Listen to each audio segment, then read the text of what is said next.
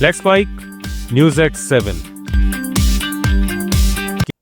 लोकसभा ने हंगामे के बीच एफसीआरए संशोधन विधेयक 2026 को 31 सदस्यों की संयुक्त संसदीय समिति के पास भेजने का प्रस्ताव मंजूर कर लिया। समिति में लोकसभा के 21 और राज्यसभा के 10 सदस्य होंगे। जेपीसी को 2026 के शीतकालीन सत्र से पहले सप्ताह के अंतिम दिन तक रिपोर्ट देनी होगी। विपक्ष ने आरोप लगाया कि बिल अल्पसंख्यकों और एनजीओज को निशाना बनाने वाला है और इसे वापस लेने की मांग की। वहीं केंद्रीय मंत्री किरेन रिजिजू ने कहा कि बिल में किसी भी अल्पसंख्यक समुदाय के खिलाफ प्रावधान नहीं है। अखिलेश यादव ने भी बिल का विरोध किया। हंगामे के बीच लोकसभा की कार्यवाही 13 अगस्त सुबह 11 बजे तक स्थगित कर दी गई। कांग्रेस अध्यक्ष और राज्यसभा में नेता प्रतिपक्ष मल्लिकार्जुन खड़गे ने एफसीआरए बिल को संयुक्त संसदीय समिति में भेजने का समर्थन किया। संसद में जारी गतिरोध को लेकर खड़गे ने कहा कि विपक्ष अपना रुख कायम रखेगा और आगे भी उसी तरह विरोध जारी रखेगा। कल तो नहीं कुछ होगा, आज क्या है, हम जो वही कर रहे हैं, कंटिन्यू जो कर रहे हैं वही करते रहेंगे। सपा सांसद अखिलेश यादव ने आरोप लगाया कि सरकार इस बिल के जरिए अल्पसंख्यकों को दबाना चाहती है और अपने राजनीतिक स्वार्थ को पूरा करना चाहती है। अखिलेश ने सरकार से बिल के पीछे की मंशा स्पष्ट करने की मांग की। अरे अभी हम लौट के आगे बात करेंगे। देखिए, एफसीआरए है, क्यों लाना चाहते हैं? केवल माइनॉरिटी को दबाने के लिए, केवल अपना स्वार्थ सिद्ध करने के लिए। जनतंत्र बने, कल्याणकारी योजना बने। आप एयरपोर्ट बना रहे हो, पानी भर गया उसमें, एक्सप्रेसवे बना रहे हो, गड्ढे हो रहे हैं आपके पास। आप क्या कर रहे हो? हवाई जहाज उड़ा रहे हैं और प्रदेश चलाने वाले में हमारे कुछ समानता दिखाई दे रही है। भाई, आज खबर क्या मिली है कि प्लेन उड़ाने में जो रिपोर्ट आई है, क्या सुनने को मिल रहा है? और हमें लगता है प्रदेश चलाने वाले में और प्लेन चलाने में कुछ समानता दिखाई दे रही है। कांग्रेस नेता संदीप दीक्षित ने राहुल गांधी की सोशल मीडिया पोस्ट का हवाला देते हुए भारत अमेरिका व्यापार समझौते को लेकर सरकार पर निशाना साधा है।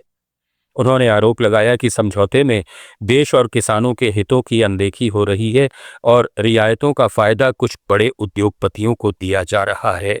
भारत की विदेश नीति कुछ खास लोगों के हाथों की कठपुतली बनती दिख रही है और अब ये राष्ट्रीय हित के अनुरूप नहीं रही। ये बिल्कुल सीधी बात है। देखिए, अभी सबसे बड़ी चिंता की बात क्या थी? चिंता की बात ये थी कि जो ट्रेड डील अमेरिका के साथ होने जा रहा है, उसमें ये देश और हमारे जो समृद्धता की असली निशानी है, किसान और किसानी, वो बिक जाएगी। लेकिन आज ये दिख रहा है कि वहां बचाने की जगह, वहां रियायत लेने की जगह सारी रियायतें कुछ पूंजीपतियों को दी जा रही है। तो ये दिखता है ना कि हमारी विदेश नीति कुछ लोगों के वशीभूत हो गई है। अब देश हित और राष्ट्र हित में नहीं है। कांग्रेस नेता प्रियंका गांधी वाड्रा ने केंद्र सरकार पर संसद में राम मंदिर से जुड़े कथित चढ़ावा चोरी के सवालों का जवाब नहीं देने का आरोप लगाया। उन्होंने कहा कि सरकार इसे राज्य का विषय बताकर जवाब से बच रही है। चुनाव से पहले बीजेपी ने राम मंदिर का राजनीतिक लाभ लेने में कोई हिचक नहीं दिखाई।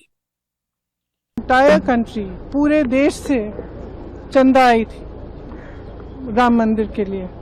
सबने अपनी आस्था से, अपने दिल से वो पैसे किसी ने, गरीबों ने दिए, इकट्ठे कर करके दिए, क्योंकि उनको कहा गया था ये मंदिर के लिए।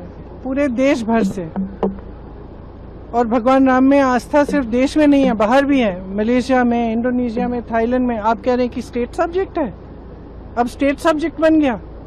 जब आपको अभियान चलाना था, जब चुनाव से पहले आपको उसकी राजनीति चलानी थी, तो उस समय प्रदेश का विषय नहीं था, अब प्रदेश का विषय बन गया है।